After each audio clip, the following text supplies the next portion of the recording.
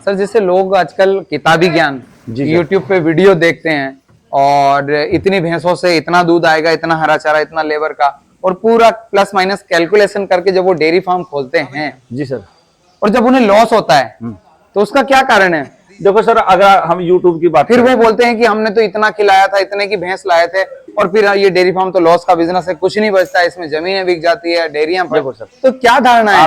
आप तो चला रहे हैं। देखो सर, YouTube क्या होता है, अगर आप YouTube को देखोगे तो YouTube तो आपको 3 दिन में पायलट बना देगा, लेकिन आप जहाज नहीं उड़ा पाओगे। बिल्कुल सही कहा, प्रैक्टिकली नॉलेज। देखो YouTube का क्या है, आप देखो, आप उससे हेल्प ले सकते हो जी, लेकिन आप उस पर डिपेंड नहीं रह सकते। देखो अब जैसे एक आपने मोटिवेशन वीडियो देखा, आज रात को मैंने, मान लो पूरी रात मैंने मोटिवेशन वीडियो देखे, मेरे को I am fulfil by energy, okay, लेकिन वो टेम्परेरी है। जो परमानेंट होता है वो डिसिप्लिन रहता है आपका जी, आपका काम करने का तौर तरीका, आपका जो विवेक है, आपका जो माइंड है, टाइमलाइन है, मैनेजमेंट है।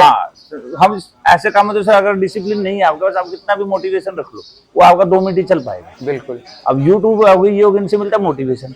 भैया इस बंदे ने शुरू किया था, 5 लाख रुपए महीने के कमा रहा है, वो कमाई हम देख रहे हैं, बट उसके जो इफोर्ट्स है वो नहीं देख रहे। नमस्कार दोस्तों, एक बार फिर स्वागत है आप लोगों का हमारे चैनल पर। दोस्तों जैसा कि आप जानते हैं, अभी हमारा टूर जबलपुर मध्य प्रदेश में चल रहा है, तो यहाँ पर काफी अच्छे डेयरी फार्मर हमें मिले और काफी अच्छे जागरूक फार्मर से हमारी मुलाकात हुई है। लगभग 100 बफेलो उन्होंने रखी हुई है, 100 बफेलो से प्लस बफेलो है, और लगभग 800 लीटर पर डे का प्रोडक्शन ले रहे हैं। तो जानते हैं किस प्रकार से आर्मी से रिटायर होने के बाद सर ने डेयरी फार्म संभाला, और हरियाणा और जबलपुर दोनों में इनका निवास है, और यहाँ पर इनका फार्म चलता है। तो आइए जानते हैं किस प्रकार से फार्म की शुरुआत हुई और कितना प्रॉफिट ले रहे हैं, और किस प्रकार से डेयरी फार्म किया जाना चाहिए। तो आइए जानते हैं। नमस्कार सर, स्वागत है। नमस्कार सर, क्या नाम है अपना? मेरा नाम, सबसे पहले तो सभी चैनल दर्शकों नमस्कार, राम राम जी। मेरा नाम सर सुरेंद्र कुमार है जी। वैसे मुझे सारे यहाँ पे फौजी बोलते हैं सर। अच्छा, फौजी बोलते हैं? जी जी सर। तो अपने डेयरी फार्म का क्या नाम है? मेरे dairy farm Shri Palaram dairy farm, मेरे फादर के नाम से नाम है। सर बताएं किस प्रकार से इस फार्म की शुरुआत हुई? हाँ सर, हमारे फादर का काम यहाँ सेल परचेज का काम था। हाँ, जैसे थोड़ा उनकी तबीयत खराब रहती थी, वो मेरे को बार बार बोलते रहते थे, थोड़ा काम को बढ़ाना है, आपका सपोर्ट चाहिए। अच्छा। और दूसरा, भैया तबीयत भी मेरी खराब रहती है, खुदा ना खास्ता इन फ्यूचर कुछ हो जाए, हमें कम से कम नॉलेज तो रहे यहाँ। बिल्कुल, हमारा किससे पैसा लेना है, किससे देना है जी। तो यहाँ मैं, मेरे फादर के कहने से मैंने प्रीमेच्योर रिटायरमेंट ली। अच्छा, रिटायरमेंट लिया आपने? मुश्किल से मुझे 1.5 या 2 महीने हुआ था यहाँ पे आए हुए। मैंने 6 भैंसों से काम स्टार्ट किया था जी। तब मेरे पे तकरीबन 31 भैंसें थी। तब मेरे फादर को पैरालाइज हो गया था जी। पैरालाइज होने का उनको पूरी मेमोरी उनकी चली गई थी, उनको पूरा बर्डन मेरे ऊपर ही आ गया, पूरा वर्कलोड मेरे ऊपर ही आ गया। अच्छा। उसके चलते चलते फिर अपना वसूली का थोड़ा थोड़ा करके पैसा आता रहा, हमें भी पीछे पैसा लोगों को देना था जी। हम पीछे वो पैसा पलटाते गए। अच्छा। धीरे धीरे करके वो हमारा पिताजी का पैसा आया, जो उस समय पीछे जो हरियाणा में हमने लोगों के पैसे देने थे, हमने पूरा वो चुकता कर दिया। अच्छा। फिर ऐसे करते करते अपना इस डेयरी फार्मिंग में अनुभव भी बढ़ता गया, और विचार बना कि क्यों ना इसको थोड़ा आगे बढ़ाया जाए। ऐसे करते करते फिर पिछले साल हमने 150 जानवर यहाँ पे बना लिए थे। अच्छा, 150 एनिमल आपने किए? 150 एनिमल हमने कर लिए थे, टोटल 147 अपने पास हो गए थे जी। लेकिन फिर थोड़ा सा आपको पता है, कभी बिजनेस अप डाउन चलता रहता है। हाँ। चलते चलते फिर अभी जानवर हमने लगभग 110 के करीब अपने। अच्छा, तो आपने कम क्यों किए हैं? उसका रीजन क्या है, कारण क्या है?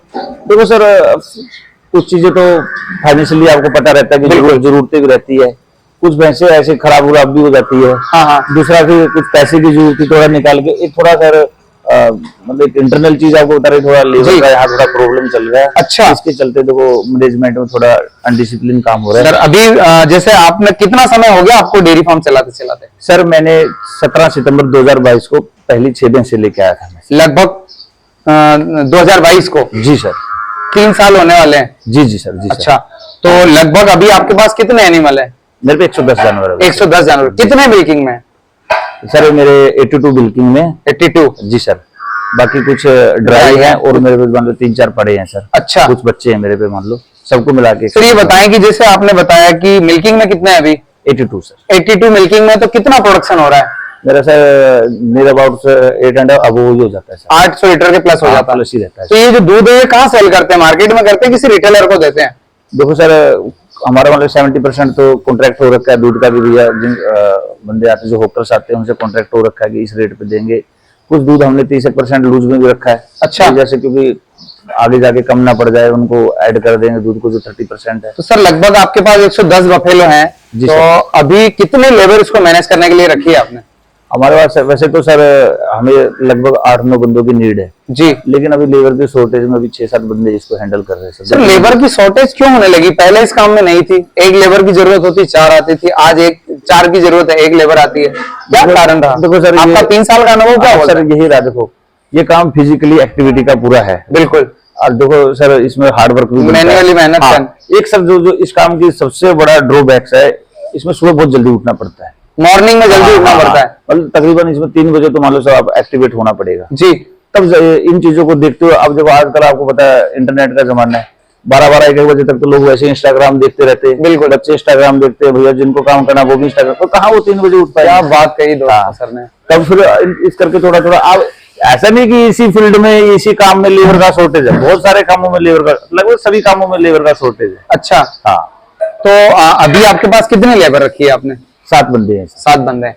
बात की जाए इतनी भैंसों की जो फीडिंग है, मिल्किंग एनिमलों की जो फीड है, वो क्या देते हैं आप?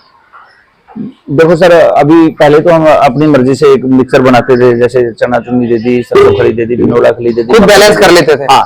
लेकिन अभी समय के अभाव के चलते, या मान लो जैसे रेट का अप डाउन रहता है, और दूध में भी अप डाउन हो जाता है, कई बार एक चीज का ज्यादा कर देते हैं, को कम कभी बढ़ जाता है, कभी ऊपर हो जाता है। अभी जो मिक्सर जो एक दाना आता है उसी को खिलाते हैं, 70% वही दाना चलता है, 30% अपनी तरफ से ऐड कर देते हैं। ऐड कर देते हैं, तो ऐड इसलिए करते हैं कि थोड़ा प्रोडक्शन और बॉडी स्ट्रक्चर ठीक रहे, उसको पर्याप्त न्यूट्रिशन वैल्यू वो मिल जाए। सर जो दाना मेकर है वो खुद ही बोलते भैया 30% अपनी तरफ से आप ऐड करना चाहिए, चोकर वगैरह, चना चुन्नी, छिलका, 70% उन्हीं का दाना। अच्छा, और हरे चारे में क्या दे रहे हैं? अभी हरे चारे में कुछ नहीं देते। हरे में नहीं दे रहे हैं। हरे चारे का देखो सर पॉसिबिलिटी बनती नहीं हर टाइम मिले। हाँ। अब देखो सर जानवर है, उसको आदत में आ गया जी। देखो वो खा के क्या पता इतना बेनिफिट करे ना करे, बट अगर नहीं खाएगा तो लॉस जरूर हो जाएगा। बिल्कुल। अब वैसे तो देखो, अगर मेरा अनुभव जहां तक मैं आपको बताऊं कि भैया देना चाहिए, हरा देना चाहिए। चारा दिन में मान लो आपको 5-7 किलो देना ही चाहिए, ताकि पशु को उसकी वैल्यू न्यूट्रिशन मिले। सर हर चीजों की पॉसिबिलिटी बनती नहीं। बिल्कुल। देखो डेयरी फार्मिंग बहुत सारी चीजें होती है। यहाँ पे देखो जानवर सर ज्यादा रहते हैं। देखो अगर आपके 2-4 जानवर आप अकेले इतना कर लोगे भैया, आप हरा चारा भी दे दोगे उनको, सब कुछ कर सकते हैं, लेकिन क्वांटिटी में पशु हैं। सारे सप्लीमेंट आप उनको पूरा सोचोगे भी कर दूं मैं, कर भी सकते हो आप 2-4 जानवर के लिए, बट जब ज्यादा रहती है बहुत मुश्किल है इन चीजों में। क्योंकि देखो सर ओवरऑल घूम के एक ही बात है सर, ये काम है लेबर पेटी का सर। लेबर है तो सारी चीजें पॉसिबल है, अगर आपके पास स्टाफ नहीं है तो आप मतलब इस चीजों में बड़ी दिक्कत आ जाएगी। सर आप सूखे में क्या दे रहे हैं अभी? गेहूं की तूड़ी? हाँ, भूसा देते हैं सर, उसके साथ ये फीड मिला देते हैं। हाँ, उसके साथ मतलब वो तो बहुत कम मात्रा में देते हैं, 10-12% कम। सर जैसा कि आपके पास 800 लीटर प्रोडक्शन है और 70 या 65-70 के रेट में जाता है, अगर बात की जाए पूरे महीने का तो कितने का बिल बन जाता है दूध का सर? जी हाँ, जब दूध का तो सर 12-13 लाख के आसपास बन जाता है। 12-13। तो इसमें जैसे ये पशुओं का फीडिंग हो गया, फार्म का मेंटेनेंस हो गया, लेबर होगी, दवाइयां हो गई, और पशु का सेल करना, परचेस करना, अगर बात की जाए 12-13 लाख में से, तो अगर प्रॉफिट की कम से कम कितना हो सकता है? देखो सर परसेंट में बता। देखो सर वैसे तो कोई कंपनी तो है नहीं, बिल्कुल, क्योंकि यहाँ पे कोई कंप्यूटर में लाइव स्टॉक है, कोई ऐसा था नहीं कंप्यूटर में आपने डेटा फीड कर दिया उस हिसाब से आपका काम चलेगा जी। ये तो एक लाइव होता है। देखो ये इसको सर हम ये कह सकते हैं इमोशंस बिजनेस है ये, क्योंकि अपना इमोशंस का अटैचमेंट रहता है उनके साथ। बिल्कुल। एक भैंस ने आज 12 लीटर दिया, कल 8 लीटर दे दिया उसने, अब 4 लीटर का आप घट गया। लेकिन इस चीज को अगर आप देखो जब 12-13 लाख का जो आपका हुआ मान लो निकल जाते हैं सब 2-2.5 लाख रुपए तो आपको मतलब हाथ में आ जाएंगे। लेकिन सब कुछ अगर लाइफ स्टॉक का जब बोल रहे और सब कुछ खरीदना है आपको। हाँ, लेकिन पशु से लगाकर फीड, दाना, मैनेजमेंट सब कुछ आपको परचेस। देखो सर मेरा जो मानना है जहाँ पे लाइफ स्टॉक लग गया वहाँ पे गारंटी नहीं, ग्रेस बाय गॉड भी लगेगा। बिल्कुल, भगवान की आपके ऊपर कृपा होनी चाहिए, भगवान की आपके ऊपर कृपा होनी चाहिए, क्योंकि लाइफ स्टॉक है सर, लाइफ स्टॉक है तो कुछ भी हो सकता है, कुछ भी हो सकता है। मतलब ऐसे हम बोल नहीं सकते भाई फिक्स मेरे को इतना मिलेगा, जो अपना अनुभव है इतना आ जाता है। सर जैसे लोग आजकल किताबी ज्ञान यूट्यूब पे वीडियो देखते हैं और इतनी भैंसों से इतना दूध आएगा, इतना हरा चारा, इतना लेबर का, और पूरा प्लस माइनस कैलकुलेशन करके जब वो डेयरी फार्म खोलते हैं जी सर, और जब उन्हें लॉस होता है तो उसका क्या कारण है? देखो सर अगर हम YouTube की बात, फिर वे बोलते हैं कि हमने तो इतना खिलाया था, इतने की भैंस लाए थे, और फिर ये डेयरी फार्म तो लॉस का बिजनेस है, कुछ नहीं बचता है, इसमें जमीनें बिक जाती है, डेयरियां। देखो सर तो क्या धारणा है? आप तो चला रहे हैं। देखो सर YouTube क्या होता है, अगर आप YouTube को देखोगे तो YouTube तो आपको 3 दिन में पायलट बना देगा, लेकिन आप जहाज नहीं उड़ा पाओगे। बिल्कुल सही कहा, प्रैक्टिकली देखो YouTube का क्या है, आप देखो आप उससे हेल्प ले सकते हो जी, लेकिन आप उस पर डिपेंड नहीं रह सकते। देखो अब जैसे एक आपने मोटिवेशन वीडियो देखा, आज रात को मैंने मान लो पूरी रात मैंने मोटिवेशन वीडियो देखे, मेरे को I am fulfil by energy, okay, लेकिन वो टेम्परेरी है। जो परमानेंट होता है डिसिप्लिन रहता है आपका सर जी, आपका काम करने का तौर तरीका, आपका जो विवेक है, आपका जो माइंड है, मैनेजमेंट है। हम ऐसे काम में अगर डिसिप्लिन नहीं है आपके पास, आप कितना भी मोटिवेशन रख लो, वो आपका 2 मिनट ही चल पाएगा। बिल्कुल। अब यूट्यूब ये इनसे मिलता मोटिवेशन, भैया इस बंदे ने शुरू किया था 5 लाख रुपए महीने के कमा रहा है, वो कमाई हम देख रहे हैं, बट उसके जो इफोर्ट्स है वो नहीं देख रहे, उसके पीछे का स्ट्रगल किया होगा, बिल्कुल, कितनी रातें सोया नहीं होगा, कितने बजे वो, जैसे आपने बताया 3 बजे उठना पड़ता है। 3 तो सर नॉर्मल चीज है, अब रात को कोई दिक्कत हो जाए तो पूरी रात में जगना पड़ता है, कोई भैंस बीमार हो जाए, कोई भैंस बयाने वाली है, ये सब ये तो हमारे लिए तो नॉर्मली चीज हो रखी, क्योंकि अभी आदत में आ गया। आपके पास कौन सी नस्ल है ये मुर्रा में, कहाँ की है, कौन सी? हमारी हरियाणा की मुर्रा नस्ल। कौन से डिस्ट्रिक्ट की? वैसे तो सर पार्टिकुलर तो रहता नहीं, फिर भी हमारे हिसार साइड, हिसार का सबसे बेस्ट बताया, हिसार साइड की, बरवाड़ा साइड की। सर आजकल बफेलो है जो दिनों दिन महंगी होती जा रही है, इसका क्या कारण है? देखो सर, अब कारण तो अभी कुछ देर पहले आप ही बोल रहे थे, तो आज की जनरेशन क्या है सर, मोबाइल जनरेशन है जी। अब जब वो मोबाइल पे लगे रहेंगे तो कहाँ बफेलो पालेंगे? बिल्कुल। देखो सर, अब आदमी क्या इजी वे ढूंढता है पैसा कमाने के लिए। आज मार्केट में, आप शेयर मार्केट की बात कर लो, 10,000 रुपए लगाएगा आदमी, 400 रुपए का शाम तक ले ले, 500 ले ले, बट वो ले रहा है। लेकिन ये चीजें क्या है, इनमें थोड़ा हार्ड वर्क लगता है, ये आपका दर पीढ़ी तक चलना पड़ती है आपको, जमीनी लेवल पे। देखो सर, न्यू जनरेशन का इसमें अभी आगे कोई इतना रुझान नहीं है, इसलिए कम हो रहा है धीरे धीरे। क्या लगता है सर आपको, दिनों दिन डेयरी फार्म का बिजनेस बढ़ेंगे या कम होंगे? सर नेचुरली तो कम होंगे सर, जानवर ही कम हो रहे पहली तो बात सर, और दूध के रेट देखो सर, जो चीज कम रहेगी तो उसका रेट तो बढ़ेगा। बिल्कुल। कई स्टेटों में दूध के रेट 40 रुपए भी हैं, और लोग बोलते हैं कि डेयरी फार्म में कुछ नहीं मिलता है, और कहीं पर 80 रुपए भी है। देखो अब जहाँ 40 है सर, वो कितने फैट का दूध दे रहे वो भी तो देखो ना सर, रेट टू रेट। पर देखो कैसे, देखो जैसा स्टेट, जैसा आप उसमें सोसाइटी में रह रहे हो, जैसे आप मार्केट में रह रहे हो, उस हिसाब से आपको चलना पड़ेगा। अच्छा सर, इसमें कोई खास बीमारियां जो आपको देखने को मिली हो, जैसे मिस्टाइटिस हो गया, हाँ ये तो चल पका मुंह पका, तो आप उसके लिए सालाना वैक्सीनेशन कराते हैं या फिर? वैक्सीनेशन तो चलता है, 1 साल में कितनी बार कराते हैं?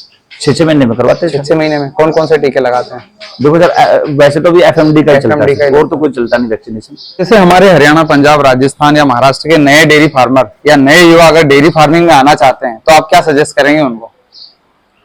सर सबसे पहले तो आदमी को, कोई भी मान लो किसी बिजनेस में पूंजी की जरूरत पड़ती है, आदमी को पता होना चाहिए। अगर मान लो मेरे पास 10 लाख रुपए है जी, तकरीबन आज एक भैंस 1.5 लाख रुपए की आती है जी, तो उसको मेरे हिसाब से 3 या 4 भैंसों से काम शुरू करना चाहिए। अच्छा, छोटे स्तर से काम स्टार्ट, क्योंकि जो ये काम ऐसा, इसमें पैसा बहुत लगता है सर, 3-4 लाख रुपए इसमें बैकअप मनी रखनी चाहिए। बिल्कुल। उसकी स्टार्टअप में, हाँ स्टार्टअप मनी मतलब नियर अबाउट 5.5 या 6 लाख रुपए होनी चाहिए जी। दूसरा, अगर फिर उसका अगर सही लगता है तो, अगर लग रहा है कुछ आ रहा है तो मेरे को आगे बढ़ाए काम करो, तो बाइंड अप करो। अच्छा, ऐसा कुछ नहीं आएगा सर, मेहनत का काम है, लेकिन मेहनत करो तो आएगा। बिल्कुल आता है सर। बहुत अच्छी जानकारी आपने दी, समय निकाला और हमारे दर्शकों को इतनी अच्छी डेयरी फार्म के क्षेत्र में जानकारी दी, उसके लिए बहुत बहुत धन्यवाद आप। जी सर, आपका शुक्रिया सर, थैंक यू।